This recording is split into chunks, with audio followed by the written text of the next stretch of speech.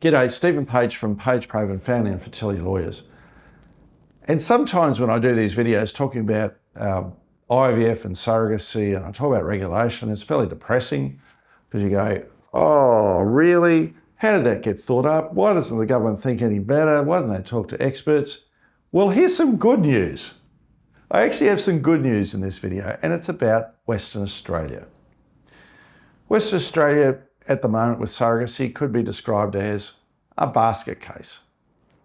I describe Western Australia as being very much like an episode of the old BBC comedy Yes Minister. It was the one where you have a minister and a public servant based in London, and the public servant's name, the minister's name was Jim Hacker, and the public servant's name was Sir Humphrey Appleby. And there's a famous episode which was about Sir Humphrey's hospital.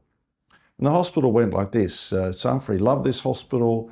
It had, from recollection, several hundred employees. They're all very busy writing reports and doing administration of various kinds.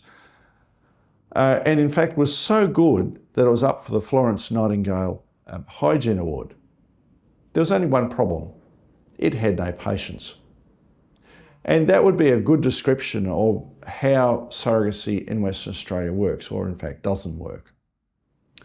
When I've analysed the numbers, in an average year, and every year until this year, 2023, there has only been one child a year born in Western Australia through surrogacy, just one. And Western Australia has a population of 2.5 million, which is roughly about 10% of the Australian population. This year is different. I'm told by a colleague, Rachel Oakley, in Western Australia, that there are 3 children who have been born this year. So that is extraordinary. How does that one child a year compare with Western Australian residents going overseas?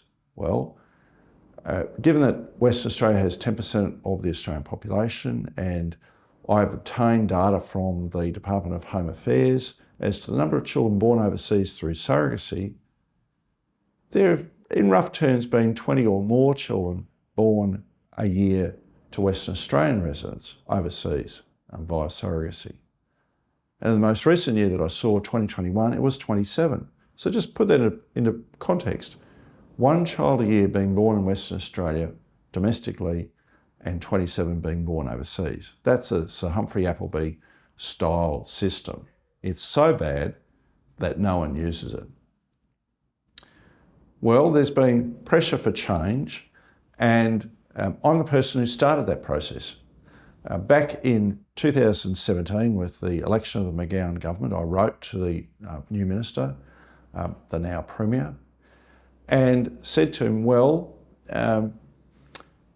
when the Gillard government changed the Sex Discrimination Act so that LGBTQIA+ people were no longer discriminated against, there was a carve-out clause that included IVF and surrogacy in each state and territory, and it lasted until 2016 in the case of Western Australia. For some reason, it had another year.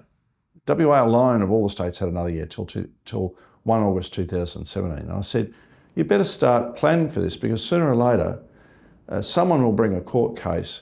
You'll lose that court case because it'll be in breach of the Federal Sex Discrimination Act, and you'll have egg all over your faces. So it's better that you actually plan and provide for intended parents through surrogacy, because the Surrogacy Act, as it's drafted, excludes single men and male couples. Where transgender, non-binary and intersex people fit into this, who knows? But surrogacy in Western Australia is only for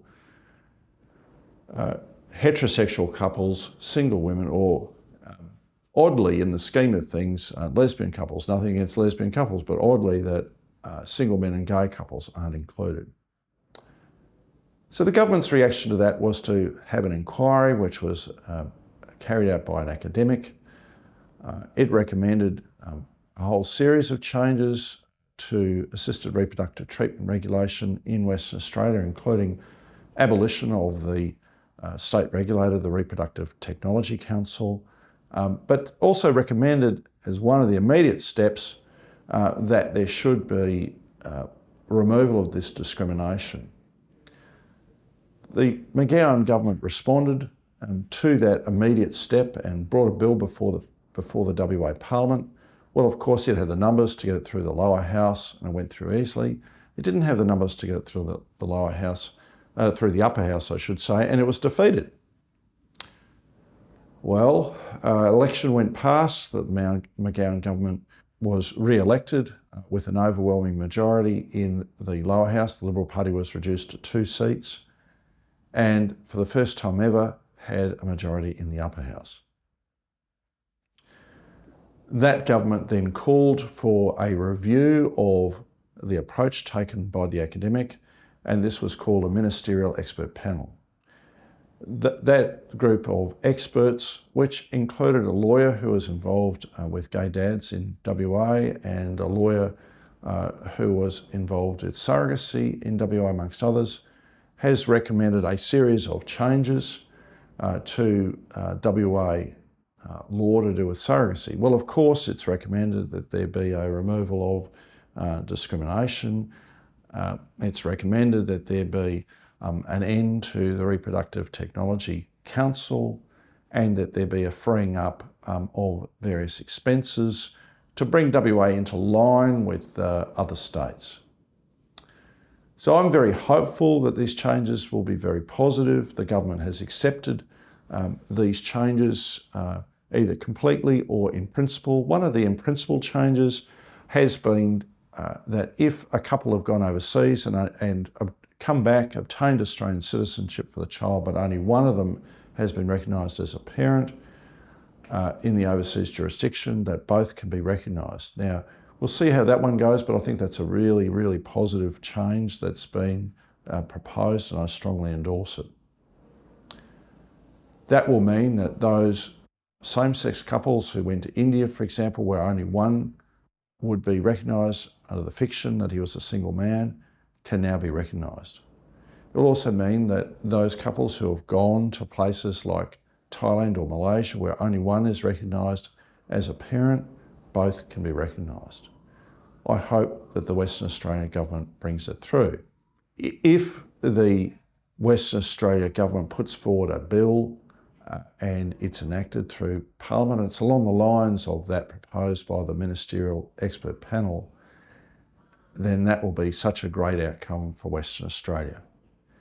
It will mean that Western Australia comes into line with the other states, namely for every child born there via surrogacy, 4 will be born overseas, not 1 to 27. No longer will we have the embarrassment of the broken system of the Sir Humphrey Appleby system of surrogacy in Western Australia. Thank you.